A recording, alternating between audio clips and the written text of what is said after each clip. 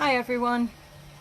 I'm a few minutes late because for some reason I was having a little trouble with Facebook getting going here the afternoon or this morning. It's the afternoon. It's afternoon. Hope everybody's doing well. Welcome to Friday for one. Thank you for coming to my little fertile soil Facebook events. And here is where I'm hoping that we can experience a little faith in the garden together, where I feel spiritually grounded here in the garden, and I like to share that. So what we're going to do today is we're going to explore two herbs that I'd like to talk about. Bitter herbs from the Bible. Now, these bitter herbs have a wide range. So whenever you hear somebody talking about bitter herbs from the Bible, it does encompass quite a few herbs. There could be, well, we talked last week about mint and horehound. If you ever heard of horehound, they make horehound candy. That is thought to be maybe one of the mint bitter herbs. Sorrel, sow thistle, some wild lettuces, chicory, which is the little blue flower you see in the summer along the edge of the farmer's field. That's also possibly a bitter herb. But today we're going to focus on two, wormwood and dandelion. I'm going to start talking to you about wormwood. Wormwood is extremely a bitter herb. I'm going to first start off with telling you where you can find it listed in the Bible. It's listed in the Bible many places. Whenever you hear a reference to bitterness in the Bible, emotionally and tasty bitter in the Bible, it depends on the translation of the Bible. But when you hear or see the word bitter or bitterness, usually it is referring to a plant called wormwood, spelled just like it sounds. So there's many different translations of the Bible, and that is due to many different reasons, who was translating it, and there's so many reasons why. But I am going to read to you from the New Living Translation, which is hands-on Bible, because I like hands-on. But anyway, so this translation is coming from the Revelation, very end of the Bible, chapter 8, verse 10, and it says, "Then the third angel blew his trumpet, and a great star fell from the sky, burning like a torch. It fell on one third of the rivers and on springs of water. The name of the star was bitterness. It made one third of the water bitter, and many people died from drinking that bitter water." That's what it says right here.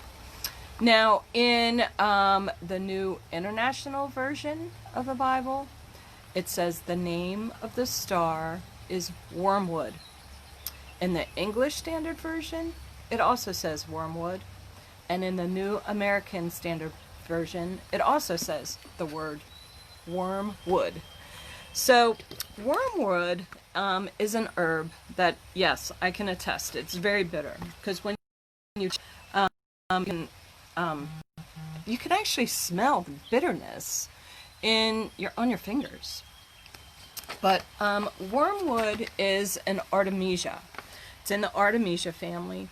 And if you ever heard of absinthe, it's a liquor that they make, and they use wormwood, and a lot of times they use like an anise flavor in it, and it creates a very bitter aperitif, I guess, an alcohol. It's called absinthe.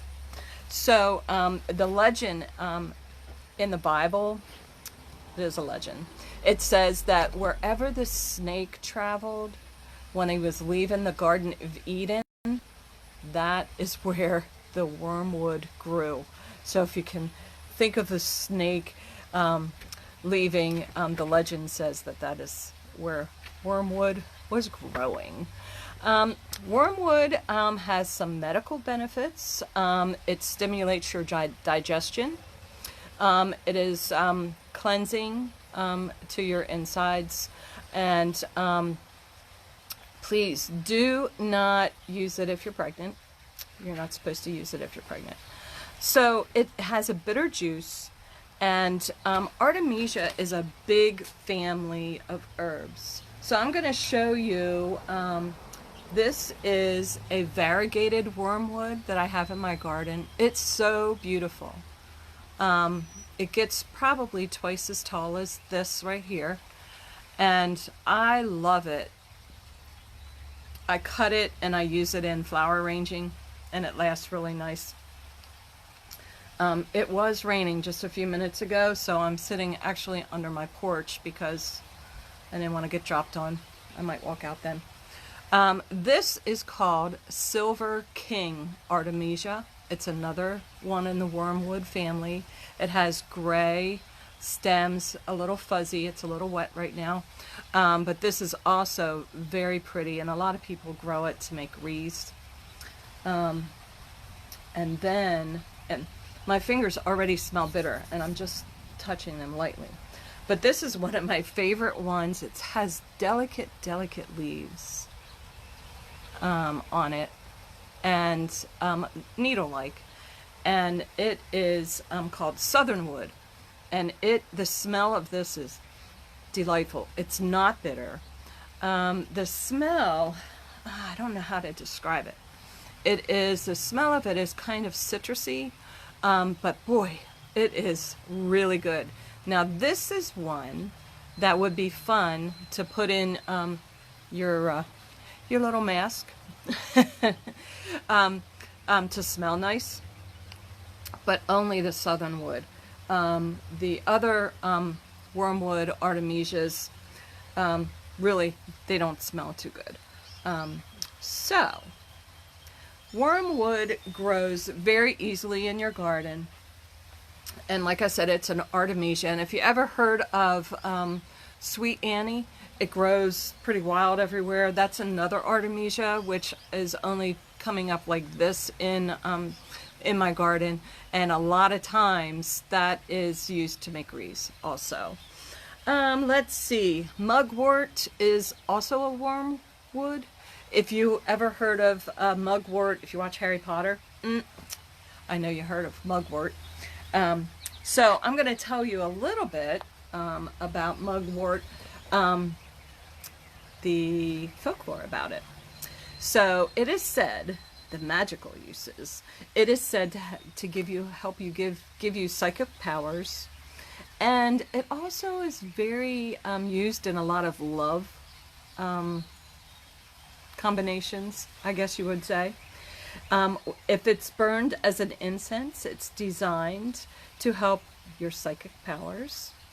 And it's also worn. Some people wear it too, to help with psychic powers. And it also is considered to protect you from evil. And it also is thought to counteract poisonous effects from the bites of a sea serpent. So if you ever get bitten by a sea serpent, run, get your wormwood. Although I'm not going to say that I'm a doctor and I know anything about sea serpents' bites. So I don't claim it. But try it. And if you hang your wormwood from your rearview mirror, it's also thought to protect you from bad accidents and terrible weather. So how about that? And it's used in love infusions.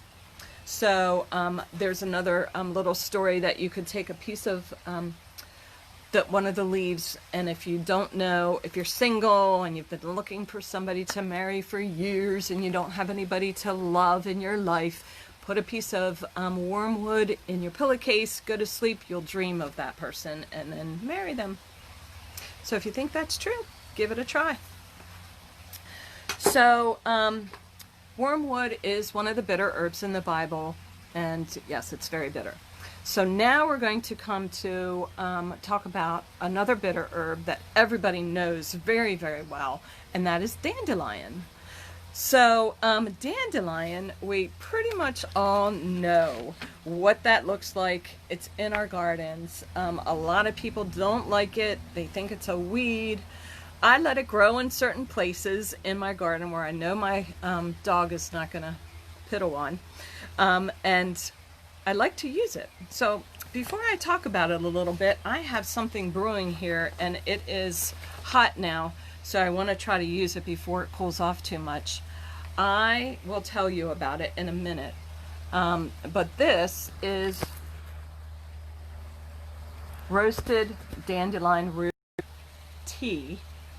And what I'm going to do, I'm tasting this for the first time. I've never done this before. I'm going to strain it out into my cup like this. And they are saying that it's a good coffee substitute. However, if anybody knows me, there's nothing that's going to substitute my coffee. But anyway, and then you put butter in it. It says butter or heavy cream, but I'm going to choose butter because I don't have any heavy cream. And I like butter. And then it says to put it in a blender and blend it up together. Well, I don't have a blender, but I have my little mini blender stick. So I'm blending it up, and it says to blend it till it's all frothy. And it's definitely getting frothy with that little bit of butter in there.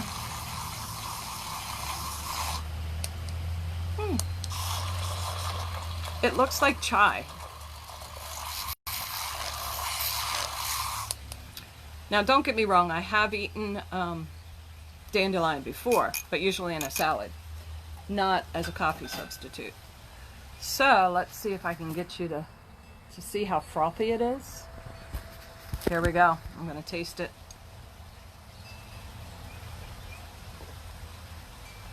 Wow. I'm pleasantly surprised. I thought it would be very bitter. It's not.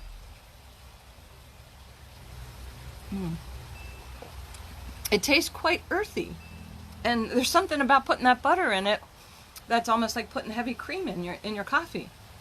It's actually very good.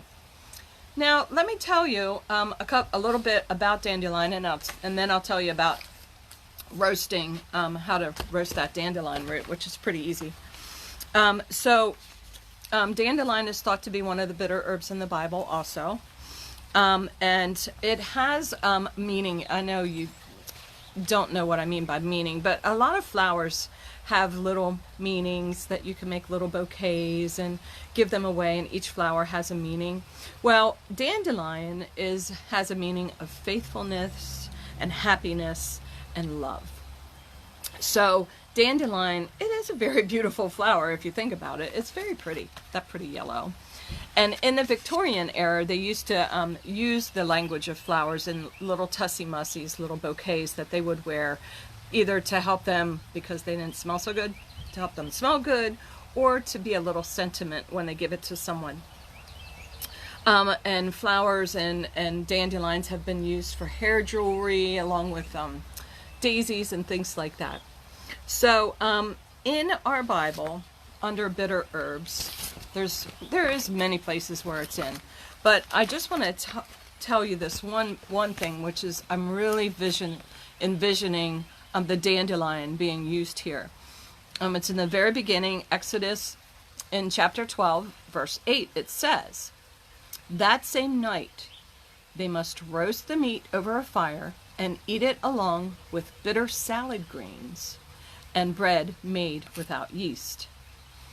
The bitter sour salad greens is a reference to the bitter herbs, and more than likely dandelion and some of that bitter lettuce and wild lettuce that they used, and they made salads. So here is some fresh dandelion, and with a nice root on it that I plucked out of my garden. So these also have a nickname called lion's tooth. Sometimes it's called because you can see that each petal looks like a tooth, kind of. So mostly when you have nicknames, it's because of what the plant looks like. So dandelions have a very long taproot, which we're probably all familiar with how to get them out of the garden. You really have to dig deep down in because that root's going to keep on growing. And it gets flowers on it. Right now it's flowering vigorously in the yard, although it rained all morning, and I wanted to have some puffs to play with for you today, but they're all wet and they're not very puffy. So with the dandelion, I'm going to tell you that over in Britain, they actually have a drink that they use dandelion and burdock, which is another, we're going to say it's a weed, but it's an herb. Dandelion and burdock drink that they make, a soda. And it's hysterical when you look up, you YouTube some dandelion and burdock. You will see people tasting it. It's hysterical. It's very funny to see them taste it, because I didn't see anyone who liked it. And Fentimans, Fentimans, is the brand of soda that they make over there in the UK. So you can order it online. So it might be kind of fun just to try it, even if it doesn't taste so good. But we have dandelion. And dandelion has so many good properties for us. It promotes your... it's a diuretic. It helps you go pee, to say it very quickly. And so it helps with that. It aids in your digestion. A lot of bitter herbs are good for your tummy. They help you digest your food a lot. It helps with clear skin. If you have real dry skin, or if you have rashes and things like that, it's supposed to be really good for that. It helps you lower your blood pressure and your high cholesterol. It boosts your immunity, so right now we all need that. And it eases female symptoms, and it helps your hormones. So there's a lot of things. That herb is right in your backyard, dandelion. So let me see here. It's full of calcium and antioxidants, and it helps protect your bones. There we go, ladies. It's good for that, and it has very high in vitamin K. So you can dry your flowers, your dandelion flowers, for use later. I just lay mine out on a paper plate and let them sit. Now it takes a long time for dandelion flowers actually to dry. These are maybe a week, and they're still not even crispy yet. So I usually tuck them away and sit them somewhere where I forget about them, and just kind of let them sit out on a paper plate and let them dry out. Now, as far as roasting the dandelion root in coffee, I did post a video earlier in the week, I think it was, on how I did that. But what I did was I dug up dandelion roots, dug them up, found some really nice ones, washed them very well, chopped them up, and then I roasted them in an iron skillet. Nothing in the skillet, just get it hot, and cut up your dandelion root in tiny pieces, and just keep stirring and stirring over a hot stove, and it roasts them. And you'll know when they're done because they kind of get brown, and you can hear them clinking in the pan like they're all dried out. And it took, I don't know, 5-7 minutes maybe. And then you have that's it. That's all there was to it. And then I made my little coffee drink. Now, what I'm going to do is I will drink the rest of that dandelion coffee, but I'm sitting outside, so it cooled off very quickly, and the butter is already starting to get hard on the top, so I am not going to drink it with it. That butter solids on the top of my drink.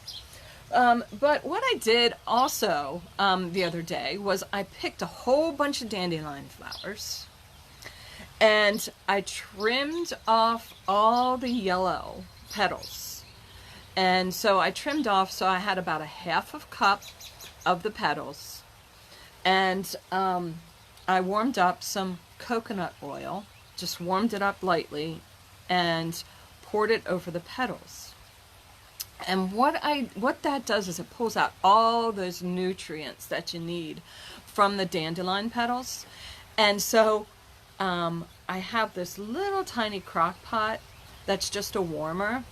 So I put it all in there and I just let it sit. I think it was for about 4 hours. And you can do it in your oven if it's a real low oven, or if you can warm it on the stove, very warm. You know, you don't want to cook it. You just want to warm that oil. Now the coconut oil is really good for your skin in other ways, but I did that. And coconut oil, if you know, is white. It's pure white. Well, these beautiful yellow dandelion petals made it such a pretty color of yellow. It is gorgeous.